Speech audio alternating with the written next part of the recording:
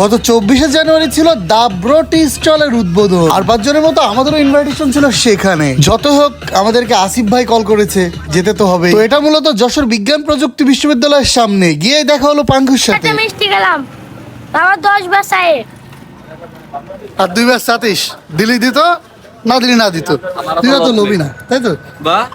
হ্যাঁ, তো যশোরের কন্টেন্ট ক্রিয়েটররা এক জায়গায় হতে পেরে খুবই ভালো লাগছিল। এটা কি সার্ভিস, বিল না দিলি? তো গাইস আপনারা দেখতে পাচ্ছেন এখানে যদি কেউ বিল না দিতে পারে এটা দিয়ে তারা সম্মান করা হবে।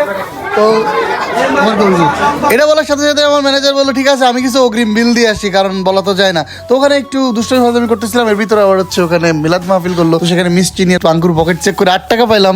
তো সেই টাকা নিয়ে যুদ্ধ চলতেছিল। তো এখানে সব থেকে বড় বিষয়টা হচ্ছে আমরা যারা ছোট কন্টেন্ট ক্রিয়েটর আছি যশোরের ভিতরে, আমাদের হচ্ছে আসিফ ভাইদের টিম, তারপরে হচ্ছে শামীম ভাই, আসলে সবাই খুবই ফ্রেন্ডলি ভাবে মেরেছি আমরা। তো এই জিনিসটা আমি খুবই এনজয় করি, সবার সঙ্গে সময় কাটাতে আমার খুবই ভালো লাগে।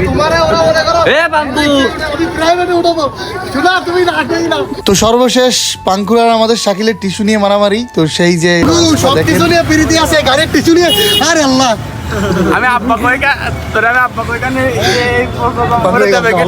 তুই শেষ ম্যাচ তুই টিস্যু চুরি করলি তোরে এইদিকে আমি গাড়ি তো এভাবেই কাটলো দিন। তারপর ফিরে আসলাম নিজের কর্মসংস্থানে।